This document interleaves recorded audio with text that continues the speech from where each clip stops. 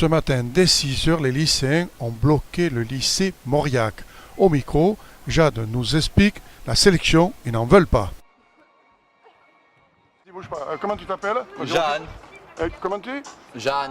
Jeanne. Alors bon, explique-nous ce qui se passe Oui. ici. Vous bloquez le lycée. Alors on bloque contre la sélection, contre Parcoursup. Ouais.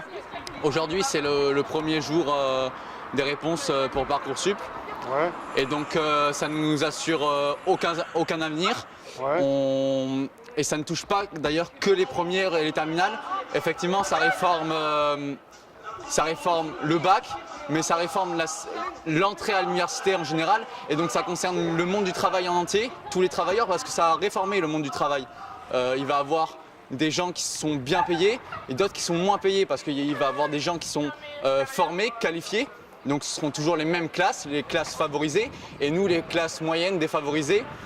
Comme on n'a plus accès à l'université, en tout cas on aura un accès difficile, on ne sera plus formé et donc ça légitimera le fait qu'on ne soit pas payé.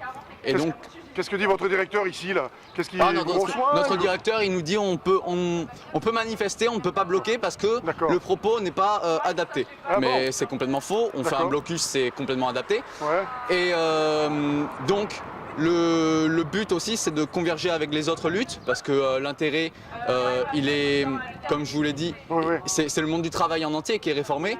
Et donc la privatisation de la SNCF, c'est la même chose, c'est le même combat que la privatisation de l'éducation en fait. Parce que là c'est une privatisation de l'éducation qui est en train de se faire. Et donc c'est le même combat. Et pour ça on appelle à lutter avec les cheminots, par exemple aujourd'hui à 13h30 à la République, mais avec toutes les luttes en général. D'accord. Donc aujourd'hui, vous pensez qu'il y en a beaucoup qui vont être éliminés dans la sélection qu'ils font. Ceux qui ne pourront pas être reçus seront écartés de leurs vœux et trouveront voie ce qu'ils peuvent. C'est un petit peu ça ce qui se passe, non? Ouais. Le gouvernement ne propose même pas de solution de secours. Ils ont mis en place quelque chose comme des cours de rattrapage pendant 6 mois, de remise à niveau, 6 mois, 1 an. Mais on ne sait pas comment ils vont le faire, ce n'est même pas encore vraiment mis en place. On ne sait pas comment ils vont le financer et l'argent qu'ils vont mettre pour financer ça, ils pourraient le mettre à construire des universités, payer des profs, faire d'autres choses au lieu d'enlever 5 € sur les APL, supprimer les CSG, donc les retraites, et faire toujours des mesures pour les riches.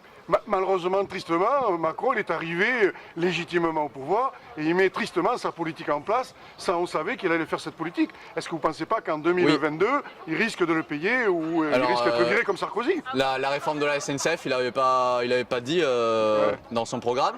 Et il a été élu légitimement, oui. La démocratie, c'est pas non plus un gage de légitimité non plus. C'est pas parce que la majorité a voté pour Macron que c'est forcément bien. Donc voilà. Il y en a beaucoup qui ont voté pour Macron pour éviter que Marine Le Pen passe aussi. Il faut qu'ils tiennent compte de ces voix-là, qui ont voté pour lui. On aurait pu ne voter pour aucun aussi et ça montrerait que l'abstention est importante. Est importante. Mais bon, les gens avaient peur s'ils mettaient l'abstention que Marine Le Pen arrivait à passer pour quelques voix. C'est pour ça peut-être aussi que Macron est passé à cause de... Mais le capitalisme, l'extralibéralisme est aussi dangereux que l'extrême droite. Oui, bien sûr. Jeanne, merci Jeanne, c'est gentil à vous. Merci.